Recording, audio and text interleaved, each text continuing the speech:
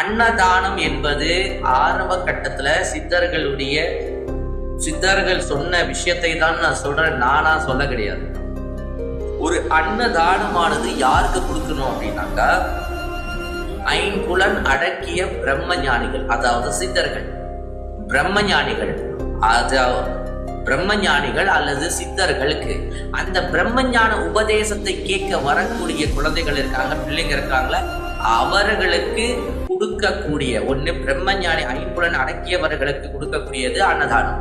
இல்ல அந்த பிரம்மஞானி இடத்துல உபதேசம் கேட்க வராங்கள அவர்களுக்கு கொடுக்கக்கூடியது அன்னதானம். இதுதான் அன்னதானம். நம்ம கோயில்ல அந்த சித்தர்களுடைய மார்க்கம் காணா போனதுக்கு அப்புறம், சித்தர்கள் நிறைய வெளிப்படையா வெளியே ஆகாத காலம் வந்ததுக்கு அப்புறம் என்ன ஆச்சுன்னா, இந்த அன்னதானம் கொடுக்க முடியாதனால பிற்காலத்துல என்ன ஆயிடுச்சுனாக்கா, அது பிராமண அன்னதானம்னா வந்துச்சு. அந்தணர்களுக்கு கொடுத்தாங்க. கோயில குருக்களா இருக்கிறவங்க அந்த குருஸ்தானத்துக்கு ஒப்பானவர்கள் தானே, மறைப்பொருள் தானே, அவங்களுக்கு கொடுப்போம்னு சொல்லி வந்துச்சு. அதுக்கப்புறம் காலப்போக்கில் என்ன ஆச்சுன்னா, ஏன் அன்னதானம் அந்தணர்களுக்கு பிராமணர்களுக்கு மட்டும் கொடுக்கணும், எல்லாத்துக்கும் கொடுப்போம் அப்படின்னு சொல்லி அன்னதானம் அப்படின்ற பேரு எல்லாருக்கும் கொடுத்தாங்க. ஆனா அங்க வெறும் பிழை நடுவுல நடந்திருக்கு. அங்க ஐம்புலன் அடக்கியவர்களுக்கு கொடுக்கிறது மட்டும்தான் அன்னதானம். மற்றவர்களுக்கு கொடுக்கிறது எல்லாமே இறைவனுடைய பிரசாதம். அதை மறந்துட்டாங்க நிறைய பேர். ஆனா இன்னமும் ஹரே ராமா ஹரே கிருஷ்ணான்னு சொல்லக்கூடிய ஒரு பிரபுபாதா ஆச்சாரியார் ரொம்ப அற்புதமாக அதை வகுத்து வச்சு, கிருஷ்ணா பிரசாதம், கிருஷ்ணாவுடைய பிரசாதத்தை உண்ணுங்க, உங்களுக்கு ஆரோக்கியம் வரும், கிருஷ்ணார பிரசாதத்தை உண்ணுங்க, உங்களுக்கு மனசு சுத்தமாயிரும் சொல்லுவாங்க. எனக்கு அப்பெல்லாம் ஒரு கேள்வி இருந்துச்சு, சோறு சாப்பிடுறோம் வயிற்றுக்கு போகுது, மலமா போகுது, அது எப்படியா மனசு சுத்தமாகும் அப்படின்லாம் எனக்கு ஒரு கேள்வி இருந்துச்சு. அப்பெல்லாம் எனக்கு மனசு இருக்கிறதே தெரியாது. ஆனா இருந்தாலும் ஒரு கேள்வி இருந்துச்சு, எனக்கு நிறைய கேள்விகள் வந்துகிட்டே இருக்கும். அப்புறம் தான் அது புரிஞ்சிச்சு, அது அப்படி கணக்கு இல்லை. அதோடைய கணக்கு எங்க வருதுன்னாக்கா, பிரம்ம தேவனுக்கு ஆணவம் உடைத்த பிறகு, பிரம்மனுக்கு 5 தலை இருக்கு, அந்த பிரம்மனுடைய ஆணவ தலையை சிவபெருமான் கால பைரவனை உற்பத்தி செய்து அறுத்து தள்ளுறாரு.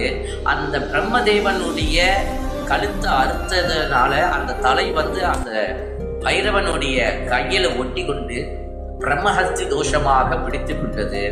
அவன் பிற்காலத்தில் அங்கே இருக்கின்ற காசி கஷேத்திரம் பூமி முழுவதும் சுத்தி வரான். அதுக்கப்புறம் காசி கஷேத்திரத்துல நிற்கும் போது அங்க காசி விசாலாட்சி தேவியானவள், அன்னபூர்ணி தேவியானவள் என்ன செய்யறான்னாக்கா, அந்த திருவோடு, திருனா என்னது, மண்ட ஓடு, திருவோடு, அது தெரு ஓடு கிடையாது, அதுக்கு பேரு திரு ஓடு. திருவோடுனா தலை, இந்த தலைக்கு இன்னொரு பேர், இந்த மண்டைக்கு ஓட்டுக்கு பேர் திரு ஓடுன்னு சொல்லுவாங்க. உள்ள இருக்கிற திருவை சுமந்து கொண்டு காத்து கொண்டு இருக்கிற திருவோடு. அப்ப அந்த அன்னபூர்ணி தேவி கிட்ட அந்த பிரசாதத்தை வாங்கி சாப்பிட்ட பிறகு அந்த கையில ஒட்டி இருந்த அந்த கபாலமானது விழுந்துருச்சு. அப்படின்னா என்ன அர்த்தம்னா, அவர் செய்த அந்த செயலானது பிரம்மதேவனுடைய அந்த ஆணவத்தலை குயிராலும் நல்லதுக்காக தான் செய்தாரு. ஆனா இருந்தாலும் அது தோஷம்தான், அது பாபம் தான், சாபம் தான். அந்த சாபமானது, பிரம்மஹஸ்தி தோஷமானது, சாபமானது, அது பாப கர்மமாக சாபமாக அந்த சிவனுடைய அம்சத்தில் இருக்கின்ற பைரவனை தொத்தி கொண்டது. அதனால பல காலமாக பிக்ஷை எடுத்து அது அவன் வாழ்ந்து கொண்டு இருந்த ஒரு காலகட்டம் இருந்தது. காசி கஷேத்திரத்துல அன்னபூர்ணியோடைய கையால அந்த அன்னத்தை அந்த திருவோடுல வாங்கின பிறகு, உன்னத பிறகு அந்த திருவோடு கீழே விடுத்து விட்டது.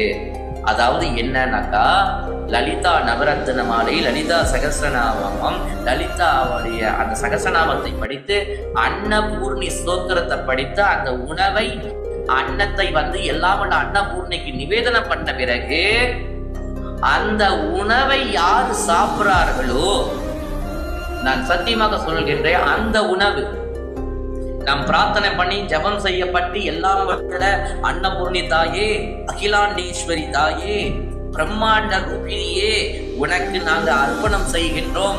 ஓம் பிரணாய ஸ்வாஹா, ஓம் அபானாய ஸ்வாஹா, ஓம் ஞானாய ஸ்வாஹா, ஓம் சமானாய ஸ்வாஹா, ஓம் உதானாய ஸ்வாஹா.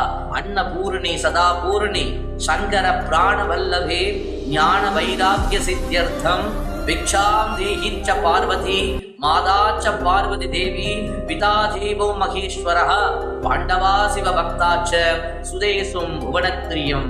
ஜெய் அன்னபூர்ணி மாதாவுக்கு.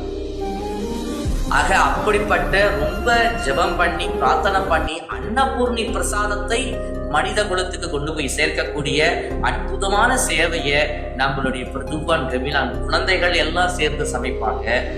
சைவ உணவாக செய்து அந்த குழந்தைகளையும் உட்கார்ந்து லலிதா நவரத்ன மாலை படிப்பாங்க.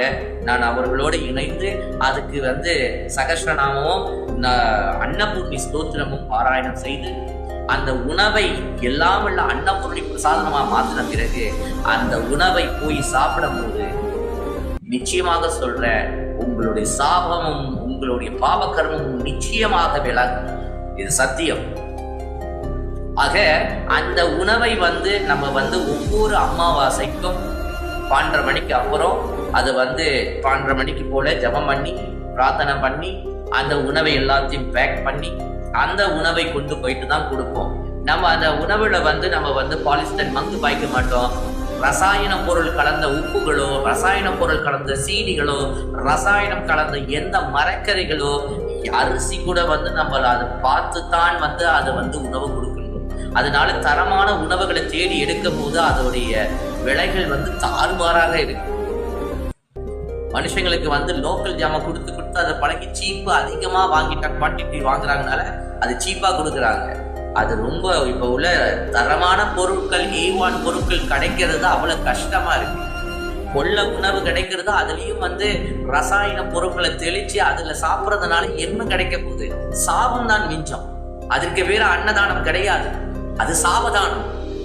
நீங்க அன்னதானம் கொடுக்கறன்னு பேர்ல அன்னதானத்துடைய விதிமுறைகள்ல உருளைக்கிழங்கு ஒரு டீஸ்பூன் அளவுக்கு தான் வைக்கணும்.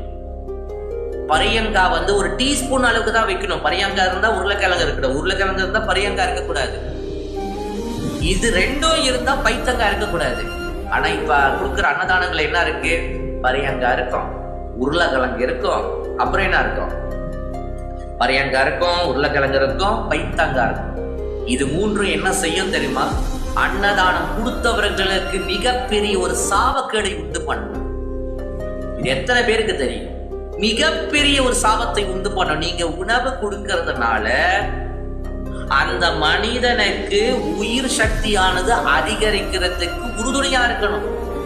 அவனுடைய மனம், அவனுடைய பஞ்சேந்திரியம், அவனுடைய ஞானேந்திரியம், அவனுடைய அறிவு, அவனுடைய கர்மத்தை செய்வதற்கு அந்த மனிதனுக்கு உறுதுணையாக இருக்கணும் இறைவனுடைய பிரசாதமாக. அதுல சரிசமமா பிராண அபான வியான சமான உதான 5 பிராண சக்திகள், 5 வாயு சக்திகள் அந்த உணவுல இருக்கணும். அறுசுவைகளானது அந்த உணவுல இருக்கணும். அப்படி இந்த அறுசுவை இல்லாட்டி கூட இந்த 5 பிராண சக்தி இருக்கணும். 5 பிராண சக்தி இல்லாம நீங்க வெறும் அபான வாயுவை அள்ளி கொட்டி கொடுத்தீங்கன்னா அதுக்கு பேர் அன்னதானம் அல்ல, அதுக்கு பேரு சாபதானம். கொடுத்தவங்களுக்கும் சாபம், அதை சாப்பிடுறவங்களுக்கும் சாபக்கேடு. சத்தியமாக சொல்றேன். இது கேட்கறதுக்கு கொஞ்சம் கடினமா இருக்கும். சத்தியத்தை சொல்லும் போது அதை கேட்கும் போது கடினமா தான் இருக்கும். ஆனா நான் சொல்வது சத்தியம், சத்தியம், சத்தியம் மட்டுமே. சத்தியம்.